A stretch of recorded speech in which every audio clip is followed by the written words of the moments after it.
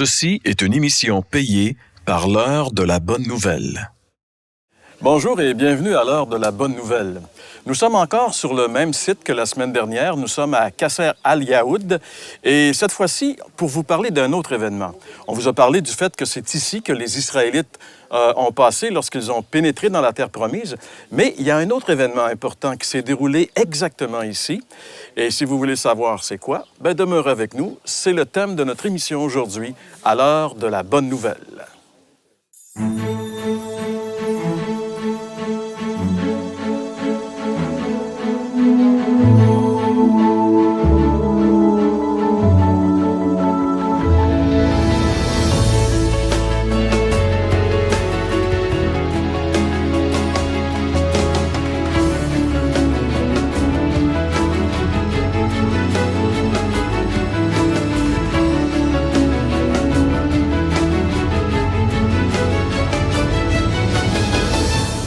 Eh bien, nous sommes toujours à Qasr al-Yaoud. On vous a parlé dans une émission précédente de ce qui s'est passé ici quand les Israélites sont pénétrés dans la terre de la promesse. Mais il y a un autre événement beaucoup plus important que celui-là et qui s'est passé exactement ici.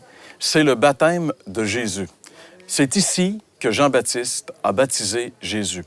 Évidemment, si jamais vous avez le plaisir de visiter Israël, vous allez voir qu'il y a un site qui est très populaire de baptême, mais ce site n'a rien à voir avec les données bibliques qui nous disent où Jésus a été baptisé. Et toutes les informations bibliques mises ensemble nous donnent la preuve que c'est vraiment ici que Jésus a été baptisé. C'est dans ce territoire, dans cette région que Jean-Baptiste baptisait. Peut-être pas nécessairement ici, mais dans le territoire où nous sommes présentement. J'aimerais vous lire le texte où il est question justement du baptême de Jésus dans l'Évangile de Marc. Il est dit dans chapitre 1er, verset 9, « À cette époque-là, Jésus vint de Nazareth en Galilée, et il fut baptisé par Jean dans le Jourdain. Au moment où il sortait de l'eau, il vit le ciel s'ouvrir et l'Esprit descendre sur lui comme une colombe. Une voix se fit entendre du ciel et dit, « Tu es mon Fils bien-aimé, tu as toute mon approbation. » Aussitôt, l'Esprit poussa Jésus dans le désert, où il passa 40 jours, tenté par Satan. Il était avec les bêtes sauvages et les anges le servaient. C'est assez impressionnant ce que la Bible nous dit concernant le baptême de Jésus. D'abord, c'est assez surprenant même que Jésus se soit fait baptiser. La Bible nous dit que Jean-Baptiste était un homme qui attirait énormément de gens à son époque. Les gens venaient de partout. Évidemment, aujourd'hui, venir de Jérusalem jusqu'ici en auto, c'est pas tellement long, mais à l'époque, tous les gens marchaient à pied et c'était des déplacements considérables. Et des foules entières venaient ici pour se faire baptiser par Jean. Il y avait comme un phénomène, comme une espèce de réveil spirituel en Israël à l'époque de Jean-Baptiste. Un réveil qui même a ébranlé les fondements des dirigeants religieux, de la religion de l'époque. On se demandait qui il était et même on a envoyé des émissaires venir ici rencontrer Jean-Baptiste afin de lui demander s'il était le Messie, parce que les conséquences de son ministère, de sa prédication et du baptême qu'il faisait ici se sont répandues comme une traînée de poudre à travers toute la nation d'Israël à l'époque. Et Jésus est venu ici. C'est intéressant parce qu'il est dit dans Marc, Jésus vint de Nazareth en Galilée. C'est ici, on peut dire, que le ministère public de Jésus a commencé. Il a quitté sa province natale, sa ville natale, Nazareth, la Galilée. Il est venu ici pour s'identifier au peuple en se faisant baptiser par Jean-Baptiste. Et ça a été comme le début de son ministère. Mais il nous est dit qu'il s'est passé des phénomènes vraiment spéciaux lorsque Jésus a été baptisé. Au moment où il sortit de l'eau, donc Jésus est entré dans l'eau avec Jean-Baptiste. Jean-Baptiste l'a immergé dans l'eau. Et lorsque Jésus est sorti de l'eau, il vit le ciel s'ouvrir et l'Esprit descendre sur lui comme une colombe. C'est assez étonnant. C'est un phénomène que les gens ont remarqué, si bien que ça a été consigné dans les Écritures et que c'est parvenu jusqu'à nous aujourd'hui. Quand Jésus a été baptisé, quand il est sorti, le ciel s'est ouvert et le Saint-Esprit est venu sur lui sous la forme d'une colombe. Et non seulement il y a eu ce phénomène visuel, mais il y a eu aussi un autre phénomène auditif. Une voix s'est fait entendre du ciel disant « Tu es mon Fils bien-aimé, tu as toute mon approbation » ou selon certaines autres versions, « Tu es mon Fils bien-aimé en qui j'ai mis toute mon affection ». Dieu le Père a témoigné son amour à son Fils ici, publiquement. Et tous les gens qui étaient là, et on peut vraiment croire qu'il y avait une foule considérable. Donc, ça a été un témoignage rendu à la personne de Jésus par son Père. Et ça a été un témoignage également rendu à Jésus par la personne de Dieu, le Saint-Esprit. Quand Jésus est né, on l'a vu dans une émission précédente, il s'est passé aussi un phénomène où le Saint-Esprit était impliqué. Quand l'ange est allé annoncer à Marie, dans la petite ville de Nazareth, qu'elle serait la mère de Jésus, du Messie, elle ne savait pas comment ça allait se passer. Et l'ange lui a dit, « Le Saint-Esprit va venir sur toi et son ombre va te couvrir et tu vas enfanter le Fils de Dieu. » Donc, le Saint-Esprit était présent dans la conception de Jésus. Et le Saint-Esprit est encore présent lorsque Jésus, ici, commence son ministère public. À partir d'ici, le sablier va se tourner pour Jésus et son ministère public va commencer. Pendant les 3 années qui vont suivre et quelques mois peut-être, Jésus va prêcher le royaume à travers tout le pays d'Israël et par la suite, il va aller donner sa vie à Jérusalem pour permettre justement à tous ceux qui croient en lui de pouvoir rentrer, de pouvoir voir et entrer, pénétrer dans le royaume. Et ce texte-là de Marc se termine en disant, aussitôt après que Jésus est sorti de l'eau, qu'il y a eu les phénomènes miraculeux, aussitôt après, il nous est dit ici que l'Esprit, le Saint-Esprit, a poussé Jésus dans le désert où il passa 40 jours tenté par Satan. Il y a une raison pour laquelle, au début de son ministère, Jésus a dû affronter l'ennemi qui est Satan. On va vous en parler dans une émission subséquente, mais j'aimerais juste vous dire que la semaine prochaine, dans la prochaine émission, nous allons vous amener, et vous pourrez voir de vos yeux, ce désert terrible où Jésus a passé 40 jours et 40 nuits en train d'être tenté par le diable. Si Jésus s'est fait baptiser, si Jean-Baptiste a accepté de baptiser Jésus, il y a ici quelque chose qui est important, qu'on doit saisir, qu'on doit comprendre. Et ça peut paraître un petit peu mystérieux pour plusieurs d'entre nous. C'est la raison pour laquelle, dans un instant, Jeff va venir nous expliquer qu'est-ce que ça signifie vraiment, le baptême de Jésus. Vous avez des questions ou des commentaires sur ce que vous venez d'entendre? Contactez-nous par téléphone ou réagissez sur les médias sociaux.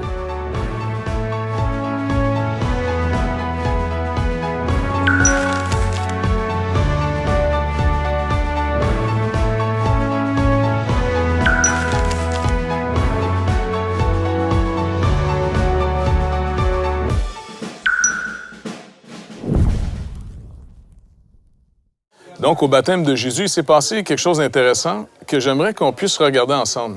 Il nous a été décrit un peu comment ça s'est fait, la voix du Père qui annonce « Voici mon Fils bien-aimé » ou « Tu es mon Fils bien-aimé en qui j'ai mis toute mon affection ».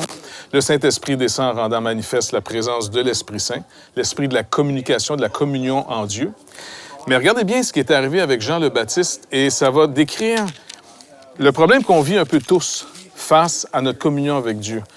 Parce qu'en réalité, il faut comprendre qu'est-ce que le Seigneur veut nous dire, un, par son baptême, deux, par tout son ministère qu'il va avoir, fait, là, les miracles, les guérisons et délivrances, sa mort, sa résurrection. Regardez bien ici, Jean-Baptiste, un prophète de Dieu, un homme de Dieu, une consécration hors du commun, mais une mauvaise compréhension d'un petit point intéressant. C'est dans Matthieu. Matthieu nous donne le même récit. Les 4 évangiles nous donnent de toute façon le récit du baptême de Jésus. Mais dans Matthieu, chapitre 3, verset 13, il nous est dit... Alors Jésus vint de Galilée au Jourdain vers Jean pour être baptisé par lui. Mais Jean s'y opposait en disant « C'est moi qui ai besoin d'être baptisé par toi et tu viens à moi. » Jésus lui répondit « Laisse faire maintenant, car il est convenable que nous accomplissions ainsi tout ce qui est juste. » Et Jean ne lui résista plus. Quand on s'arrête ici, on pense que la réaction de Jean, au fond, est tout à fait normale. Le Seigneur lui-même, Jean reconnaît que c'est celui qu'il doit annoncer qui arrive. Donc, il se dit, écoute, moi, je suis totalement indigne de te baptiser, c'est moi qui ai besoin d'être baptisé par toi. Jusqu'à là, bon, ça va, on peut peut-être comprendre la réaction de Jean, on aurait sûrement eu tous la même réaction. Mais Jésus est en train de montrer ici quelque chose qu'on saisit mal de l'œuvre de Dieu. Avez-vous remarqué, le fardeau repose sur Jean, « Je ne suis pas digne ». Mais maintenant, c'était le but de la loi de montrer qu'on était tous indignes de la présence de Dieu. Qui mérite que Dieu puisse se servir de lui? Qui mérite d'être sauvé? Personne. La Bible nous dit tous ont péché. Tous sont privés de la gloire de Dieu. Donc, Jean, ici, a une réaction qui, pour nous, est tout à fait normale. Mais pour Dieu, c'est là-dessus qu'il veut vraiment travailler dans nos vies. Alors, regardez bien. Si on reprend le texte, puis on essaie de comprendre ici la réaction de Jean, c'est qu'il est en train de dire, finalement, « Moi, je ne suis pas digne de te baptiser.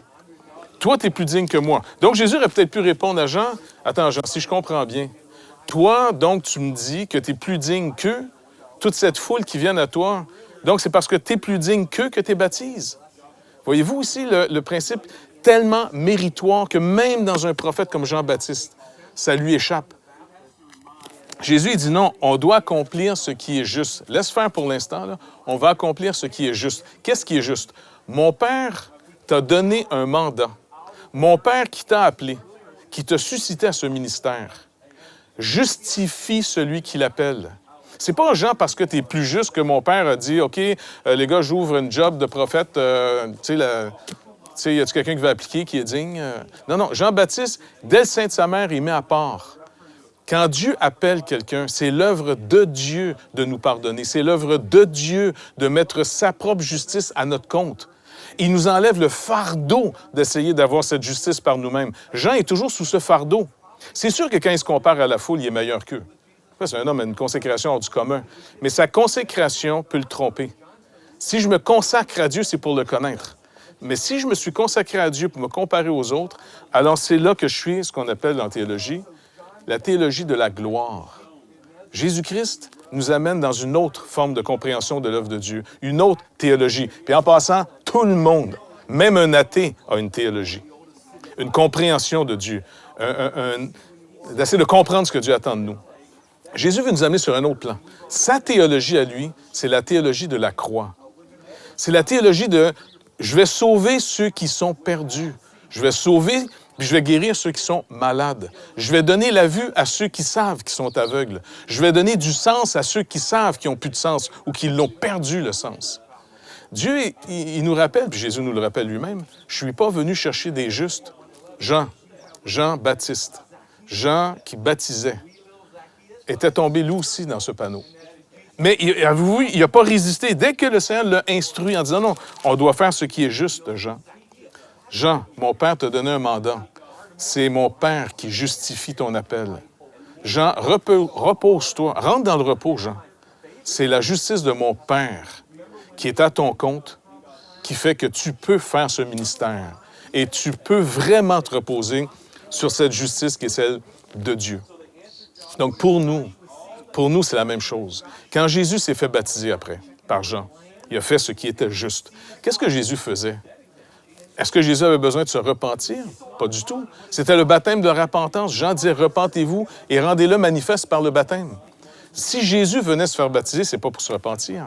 C'était pour s'identifier à toutes nos fautes, à tous ceux qui reconnaissent leurs fautes, à tous ceux qui reconnaissent que sans Dieu, sans les promesses de Dieu, sans l'alliance de Dieu, il n'y a pas d'espoir pour l'humanité. Peu importe la technologie qu'on a aujourd'hui, peu importe la prospérité, on finit tous par mourir. Jésus est venu s'identifier à nous pour prendre nos péchés, pour prendre notre faute, pour prendre toute notre misère sur lui et nous dire maintenant, voici l'œuvre que Dieu veut que vous fassiez. Comme je l'ai dit à Jean, repose-toi sur moi. Fais confiance à mon travail pour toi.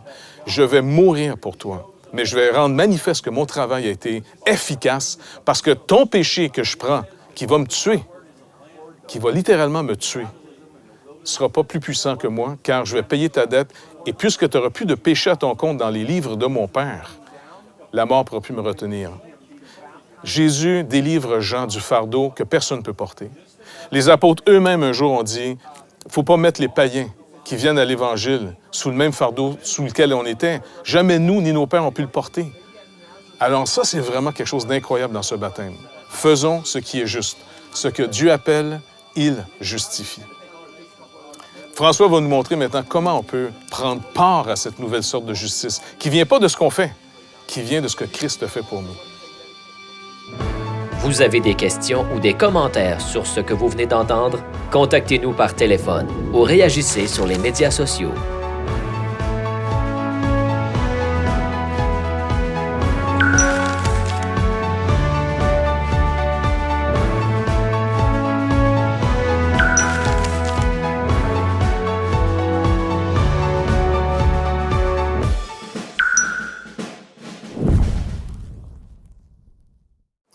On continue maintenant avec cette histoire du baptême de Jésus et plus précisément du baptême de Jean-Baptiste. Écoutez le message maintenant que Jean-Baptiste adressait à ceux et celles qui venaient vers lui. Il disait à tous ceux qui venaient en foule pour être baptisés par lui, « Race de vipères, qui vous a appris à fuir la colère à venir? Produisez donc des fruits dignes de la repentance et ne vous mettez pas à dire en vous-même, « Nous avons Abraham pour père », car je vous déclare que de ces pierres, Dieu peut susciter des enfants à Abraham. » Alors, vous voyez, souvent, on se dit des choses en nous-mêmes. Et ici, Jean-Baptiste nous dit de ne pas se dire des choses. Entre autres, la chose qu'on se dit généralement lorsqu'on parle du message de l'Évangile, on pense qu'on a déjà l'Évangile. On pense qu'on le sait, on connaît les vérités de l'Évangile. On pense qu'on est correct, chacun d'entre nous. Pourtant, le Seigneur nous dit, pas le Seigneur, mais Jean-Baptiste nous dit ici dans ses textes qu'il faut se repentir.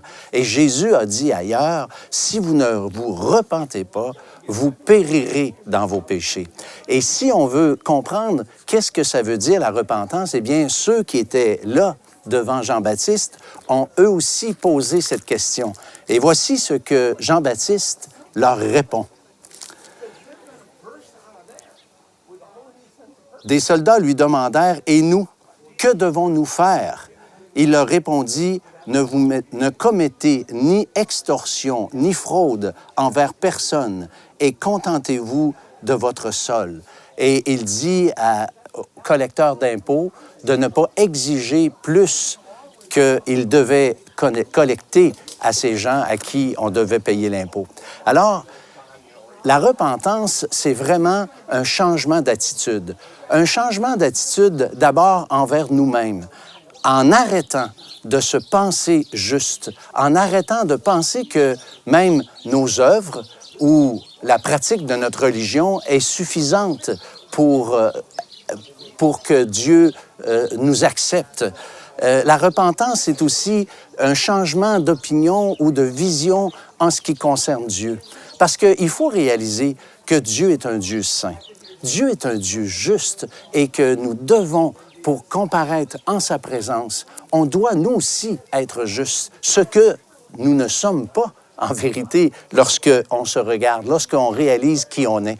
Et c'est pour ça qu'on doit reconnaître et changer d'attitude envers nous-mêmes, envers Dieu, et réaliser une fois peut-être comme jamais que la croix où Christ a donné sa vie, où Christ a pris nos péchés, c'est là que peut se faire la différence. Parce que si on se repent, ça veut dire qu'on quitte notre ancienne façon de voir les choses et on se tourne vers Dieu ou vers Jésus pour recevoir de sa part le pardon.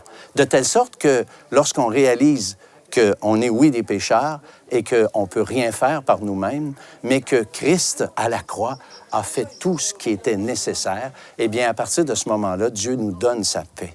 Il nous amène dans un terrain où on n'a plus besoin de faire tant d'efforts pour être accepté de lui, se sachant accepté de lui. Je vais vous donner un exemple, si vous permettez. Imaginez un enfant qui serait abandonné et puis qu'il serait continuellement dans la cour d'un homme riche et voulant faire des choses sur le terrain pour éventuellement pouvoir peut-être être adopté par ce monsieur riche. eh bien, le monsieur riche voit l'enfant qui est là, tourne autour, prend pitié de lui et le fait venir dans sa maison et décide d'entreprendre toutes les démarches pour l'adopter comme étant maintenant son enfant légal. Alors, ce que Dieu fait avec nous, c'est exactement la même chose. Il nous adopte dans sa famille. Il ne tient pas compte de ce qu'on était. Il nous reçoit simplement. Et si on continue l'exemple, qu'est-ce qui va arriver avec cet enfant? Peut-être que vous allez encore le voir à la même place, ramassant le gazon, aidant, travaillant sur le terrain, mais il ne le fera plus pour la même raison. Avant, il le faisait dans l'espoir d'être adopté. Maintenant, il le fait parce qu'il est adopté. Eh bien, c'est ce que Dieu veut faire avec chacun d'entre nous. Il veut nous prendre. Il veut pas qu'on regarde à notre condition. Il sait qu'on est pécheur. On n'a rien, on lui apprend rien. Et nous, il ne faut pas se le cacher, mais venir à lui tel qu'on est. Et Dieu va nous accepter, nous recevoir sur la base de ce que lui a accompli sur la croix. Alors, venez, en effet, à lui. Recevez-le tout en étant conscient de qui vous êtes, en recevant cette grâce, ce pardon que Dieu offre à tous ceux et celles qui se tournent vers lui. Comme Jeff nous l'a très bien démontré au cours de l'émission, vous savez, parfois, on regarde à nous-mêmes, on regarde tellement à nous, à ce que l'on croit être, à ce que l'on peut faire, qu'on oublie que le salut vient uniquement par l'œuvre accomplie par une autre personne, le Seigneur Jésus-Christ, qui a accepté d'être baptisé pour s'identifier à nous, les êtres humains. C'est tout à fait spécial. Il a quitté le ciel pour devenir un homme, c'est-à-dire se limiter à l'intérieur de l'humanité. Et en plus, il est allé s'identifier à la race pécheresse en se faisant baptiser. Et de plus, il est allé sur la croix payer pour tous les pécheurs qui se tournent vers lui et le reçoivent par la foi. Comme François nous l'a aussi expliqué, il faut se repentir, c'est-à-dire reconnaître que sans lui, on ne peut absolument rien faire et que nous ne pourrons jamais voir le royaume de Dieu ni pénétrer dans le royaume sans passer par le seul qui peut nous donner accès, c'est-à-dire la foi dans l'œuvre que Jésus a accompli pour nous à la croix. C'est pour ça qu'on existe, c'est le message de l'heure de la bonne nouvelle et c'est le message que nous amenons dans votre foyer toutes les semaines par l'entremise de mes collègues Jeff et François. Et on est tellement heureux d'être ensemble pour vous présenter le message de la parole de Dieu.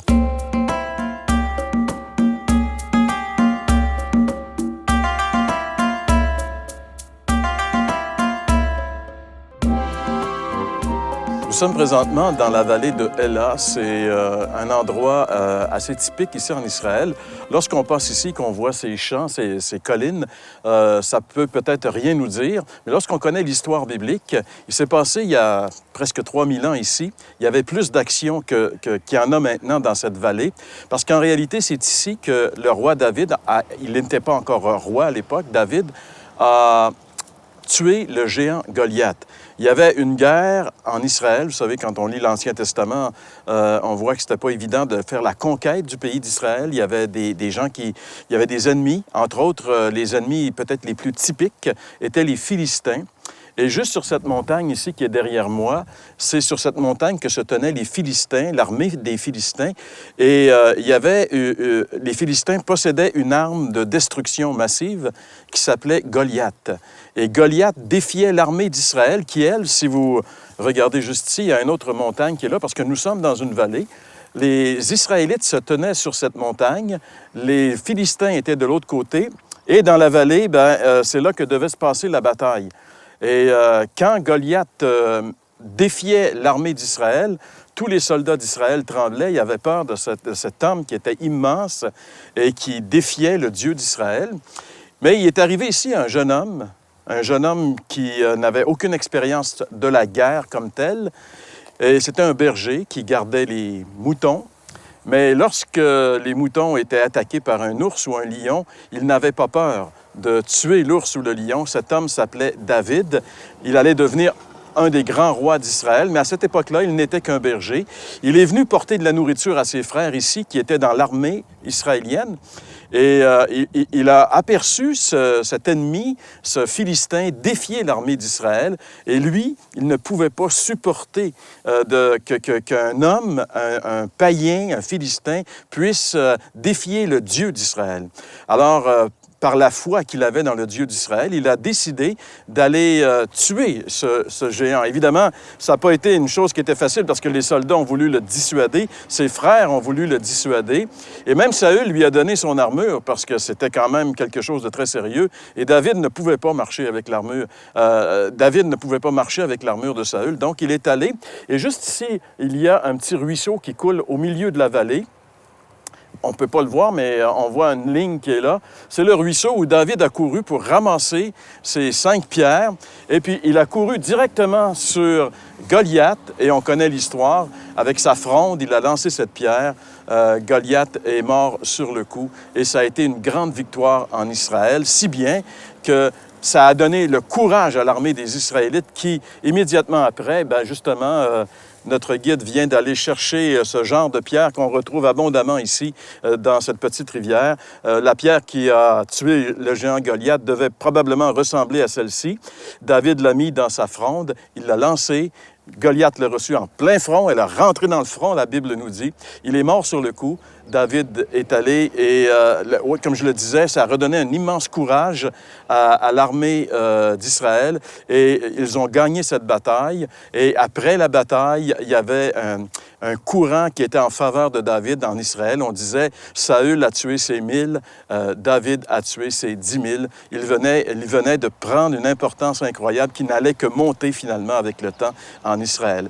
Mais ce qui est intéressant, c'est que c'est ici, dans cette vallée de Hula, dans cette vallée de Éla, que ces événements se sont déroulés sur cette montagne, les Philistins, de l'autre côté, les Israélites, et au milieu, le ruisseau, la pierre et la victoire israélienne sur ses ennemis, les Philistins. C'est ce genre d'événements que nous aimons vous communiquer, ce genre d'endroits qui sont riches en histoire, et c'est bien de connaître les Écritures lorsqu'on visite Israël. On pourrait passer ici tout à fait incognito, inaperçu, on pourrait passer un site comme celui-là sans réaliser où nous sommes. Mais lorsqu'on sait ce qui s'est passé ici, ça donne tout un autre sens à l'histoire que nous vivons ici en Israël. La série complète sera disponible sur DVD dès la fin de la saison. Pour commander, écrivez-nous à L'heure de la bonne nouvelle, casier postal 26006, Trois-Rivières, Québec, G8Y7M1. Vous pouvez également le faire par courrier électronique à info@hbn.ca. Alors, nous venons tout juste de quitter Kasser Eliaoud, en fait, le lieu baptismal où on était. Là où Jésus a été baptisé, c'est juste derrière nous. Le Jourdain coule ici à quelques centaines de mètres. Et la Bible nous dit spécifiquement qu'après qu'il a été baptisé, l'Esprit a poussé Jésus dans le désert. Et lorsqu'on regarde dans cette direction, on voit ce que, traditionnellement, on appelle le mont de la tentation. On traverse la ville de Jéricho et cette montagne que l'on voit, c'est le mont de la tentation.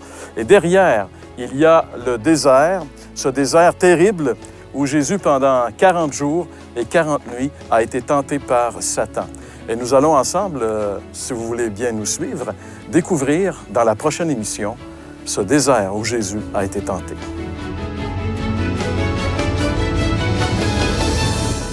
Ceci était une émission payée par l'heure de la bonne nouvelle.